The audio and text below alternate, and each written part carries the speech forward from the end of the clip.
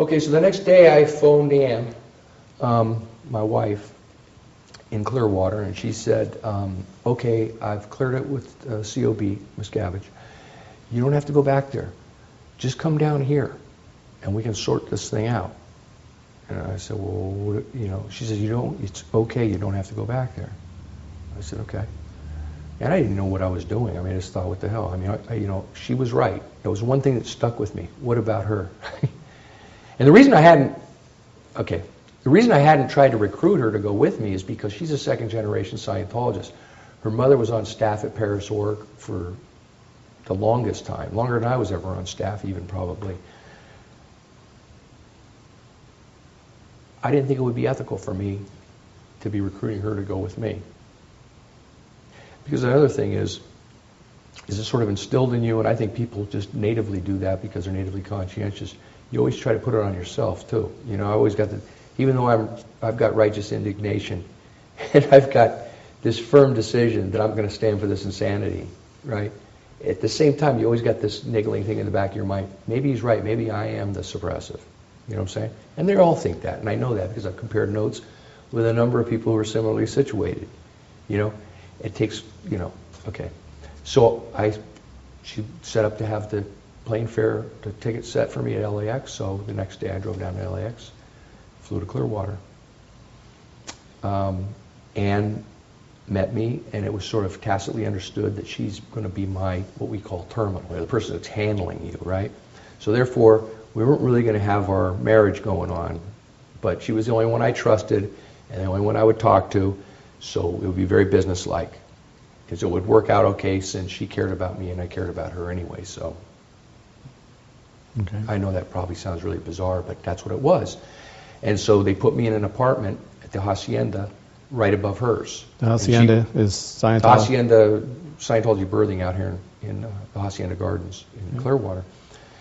And RTC women, there's I think 3 in the office, they had an apartment below. And then there was an apartment above it. I took that apartment. And the whole initial idea was, I had a lot of physical stuff ailing me at the time. So it was, hey, why don't you relax? Why don't we get arrested? You've been under a lot of stress. We can handle all your physical problems. And you can listen to some Hubbard tapes and lectures, you know, part of the day. You can do some work over in the mill, which was great with me, 6 hours a day in the mill. You can do some workouts to get your body back in shape, the whole thing. So I said, great. It's something we can all agree on. So I'll do that. And that's what I did. Okay. And you're back in Clearwater for how long a time? I wound up staying in Clearwater for 10 months. Okay. Got there on like the 6th of February. I stayed there till the 12th of December. Initially, I had a number of things. I had calcium deposits in my neck. I couldn't even move it. I went through a whole chiropractic program and a nutrition program to totally handle that. I had gallstones, I had polyps, whatever. I had just a whole laundry list of things. So I just started knocking them off the list. We started handling those.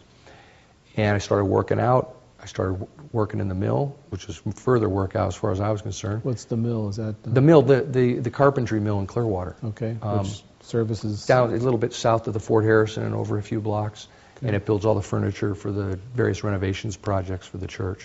Okay. And I got to work by myself essentially. So I did that, and I listened to lectures, Hubbard lectures for 2.5 hours a day, until I hit the lecture on what's called black Dianetics, which was his description at the time of reverse Dianetics. And this was a significant point. This was a couple of months into the stay down there. And this was like in the 50s. This is early on in Scientology. Dianetics and Scientology, where Hubbard is saying, look, I think we've got enough of this route from slavery taped out, that I see an inherent danger, and that is this. If you put this in the hands of the wrong people with the wrong intentions, all they got to do is reverse it to make a slave. We're freeing you from the slavery of the mind and the slavery of positive suggestion. This way, all they got to do is reverse it. And the whole purpose of the lecture was to talk about how we needed to have some system of ethics so that there was some standards by which it was practiced. But listen to this, Tom. I'm listening to this lecture, and he's talking about the reverse of Dianetics is tell a person, because you're getting rid of positive suggestions through Dianetics and Scientology, and it could be laid in at times of unconsciousness, or it could be laid in through your education and training. Everybody in America and in the society, to one degree or another, the theory goes, is brainwashed. And you're waking them up from this collective dream that people live in, and all these influences that they're not in control of. So in reverse Dianetics, he's saying, look, you just take what we do, and if you reverse that, you create the opposite. For example, you tell a guy he's stupid and evil enough, and a lot of people, after enough times, will believe you and start to act stupid and evil. Other people have a higher resistance, and you might need to put some stress in their environment and up the vehemence of the suggestion. You're evil and stupid. You're evil and stupid, okay? But if you do it enough, there's a certain part of the population that will start acting evil and stupid. He says then you get to a sort of a higher, better off group of people, and now you're going to have to start entering in things such as sleep deprivation, food deprivation, heavy stress, and physical duress. You got to dig. Well, all these things I'm telling you about, up at Int Base where Miscavige is pummeling on people, he's screaming into their ears what dirty dogs and what evil bastards they are the whole time he's doing it. You think what I mean? And it's almost precisely what Hubbard describes in the tape as the only way you could sabotage this subject, and why it has to be kept in ethical and good-meaning hands. And that's why he called it black Dianetics. I call it reverse Dianetics because that has a racial overtone that I don't particularly like. It's the reverse of what the process is. You just reverse it, okay? I listened to that tape, and man, I can't tell you, man, I was on fire. And so Ann came to see me, because she used to come up every 2 or 3 days and ask me how it was going. We'd have a little 10-minute chat. I said, I'm done listening to this stuff. I've heard all I need to hear.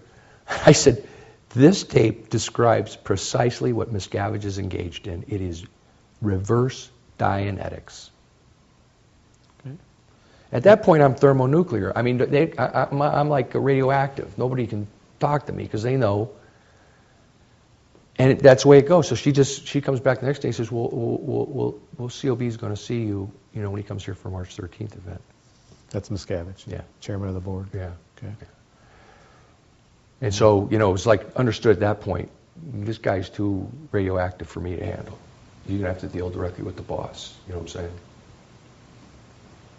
And so, did you ever, when you were in Clearwater, did you ever see David Miscavige again? Well, yeah, she specifically told me, my wife told me, on March 13th, when he comes down for the March 13th Hubbard birthday event, he's going to see you. In other words, it's on the agenda. Did you see him? No.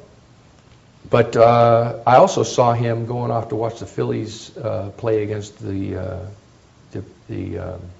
premiere of A-Rod for the Yankees 3 days in a row with my wife and his little entourage. I saw him going to the movies every night.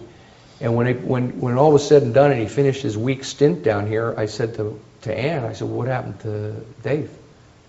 Oh, he was so busy you couldn't believe. He's got the whole world in his hands. And, I've heard this spiel a million times. Of course, I know she's covering for the guy. And at that point, I know he's succeeding and, winning her over. Because, I see he's taking her out with the girls and the whole thing.